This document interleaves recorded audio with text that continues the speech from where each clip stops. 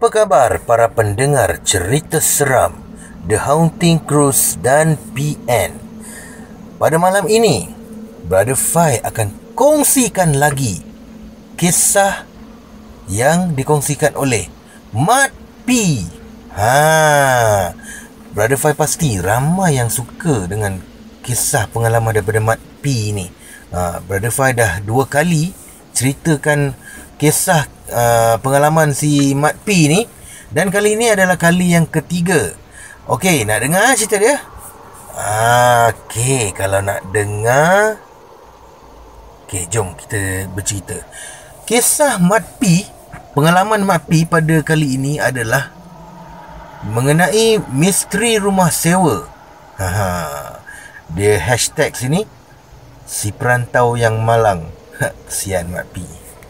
Baiklah, Assalamualaikum warahmatullahi wabarakatuh dan salam sejahtera aku ucapkan pada semua rakan grup, dan diharapkan semuanya dalam keadaan baik-baik, sihat-sihat hendaknya. Oh, ni dalam rakan grup dia punya page Facebook dia lah. Seperti yang sedia maklum, kita masih dalam perintah kawalan pergerakan. Jadi sama-samalah kita menyahut arahan kerajaan dan melaksanakan tanggungjawab kita sebagai warga negara bagi menangani masalah merebaknya virus corona ini. Sama-samalah kita jaga diri kita masing-masing dan keluarga. Kita jaga kita. Ini kali ketiga aku bercerita di sini bagi memenuhi masa ruang yang ada dan juga sebagai perkongsian pengalaman dan hiburan bagi rakan-rakan semua. Selepas kisah pengalaman aku sebagai security hospital dan juga ladang getah. Okey, anda faham semua setakat ni? Kalau anda faham, aku akan straight to the point kisah aku kali ni. Kisah yang tak seberapa berbanding kisah rakan-rakan yang lebih berpengalaman. Okey, kita lanjut guys. Jangan lupa subscribe guys. Subscribe itu gratis. Kisah ini terjadi selepas aku bekerja di ladang getah. Dalam cerita aku sebelum ni, aku ada cakap aku dapat tawaran kerja lain kan. Lokasinya di sebuah tempat di Klang, Selangor.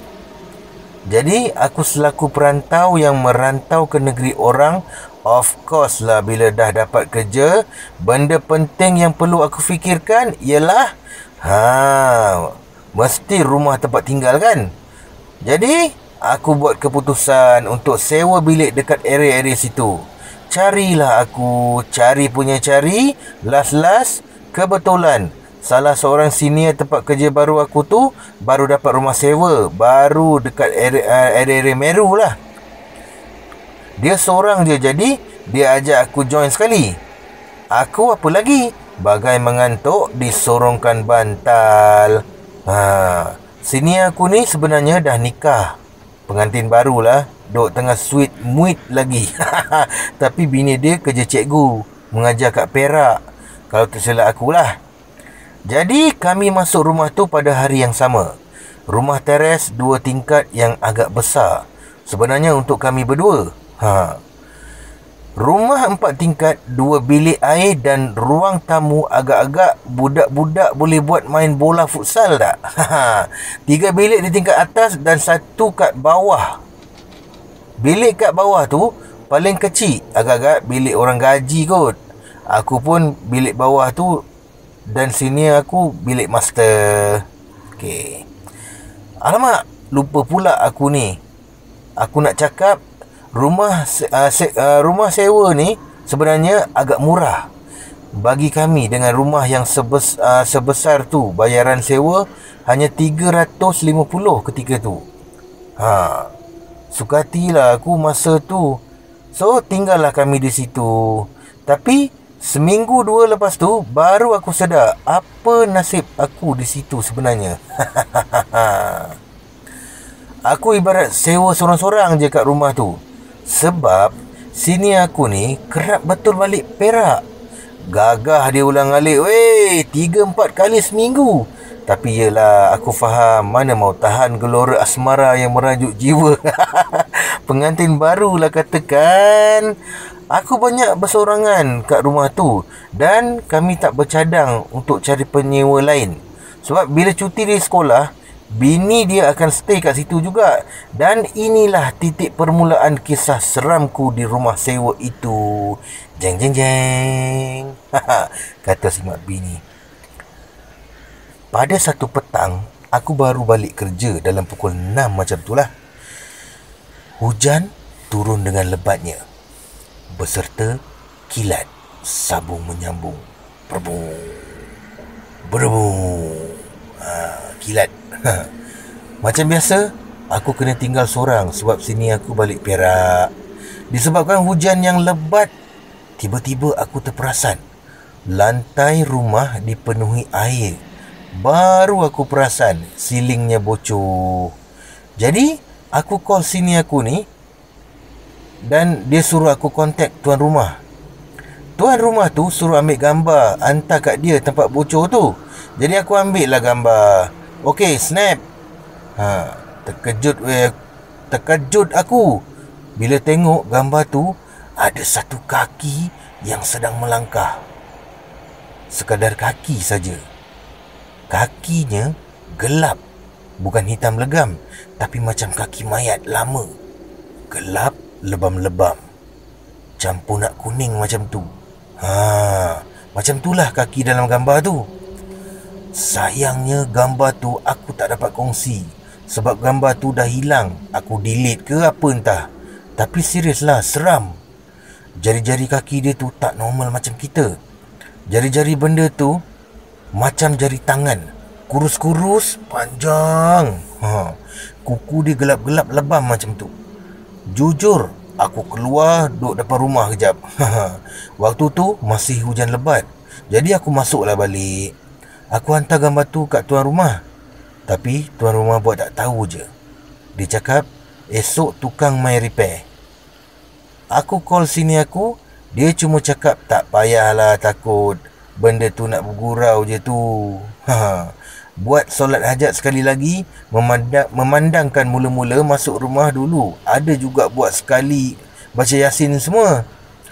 Serangan pertama yang aku kena kat rumah tu, tapi ia tak berakhir di situ. Setelah peristiwa pertama aku kena tu, sebenarnya hati aku dah tergugat dah dengan rumah tu. Tapi memandangkan rumah tu selesa sebenarnya, aku suka. Lagipun aku suka privacy, tak bising. Huha.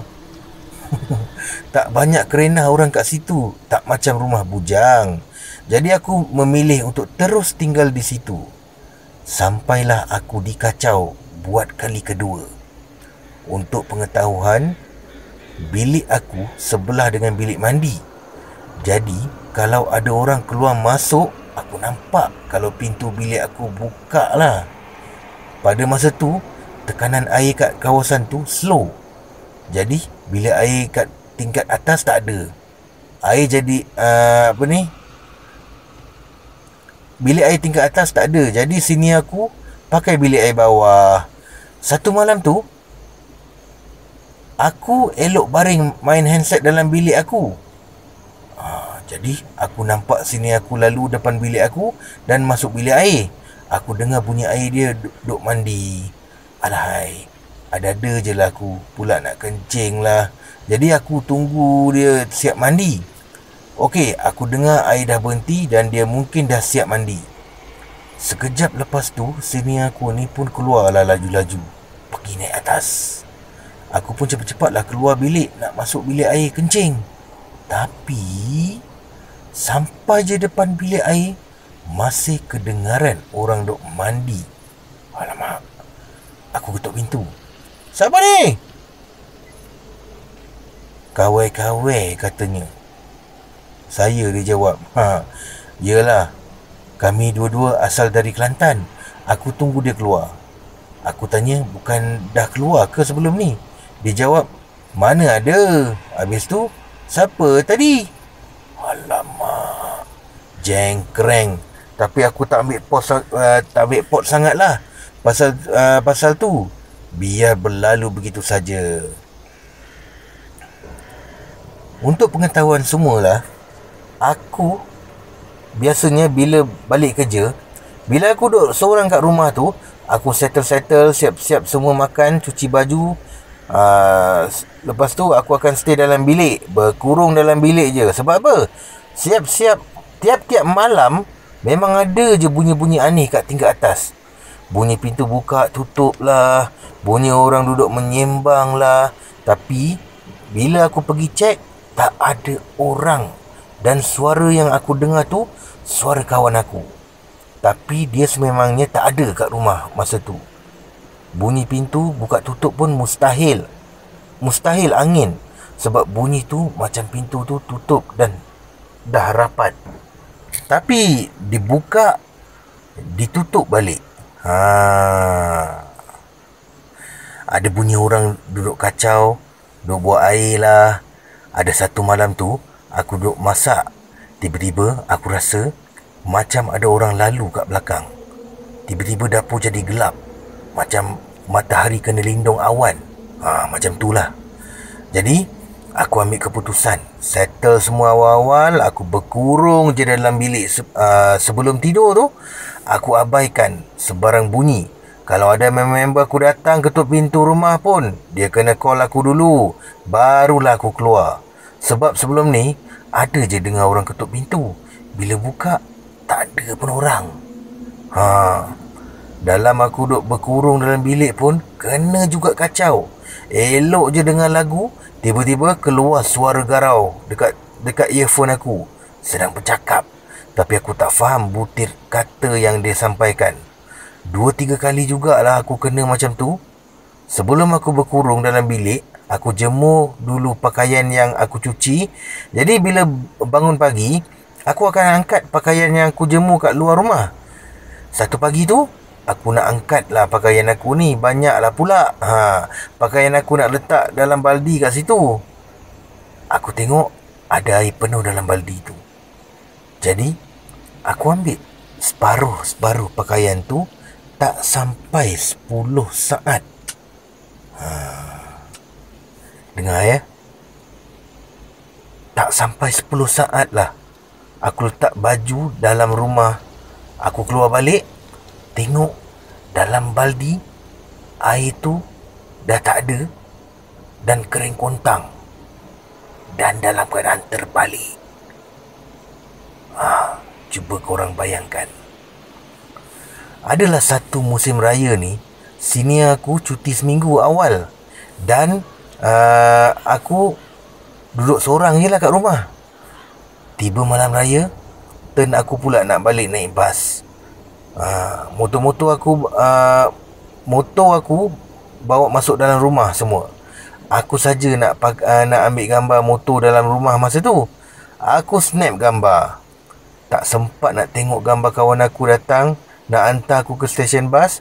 Bila duk tengok atas bas, aku nak hantar pictures tu kat sini aku, baru aku tengok dalam gambar tu ada sepasang mata merah paras lutut tinggi dia.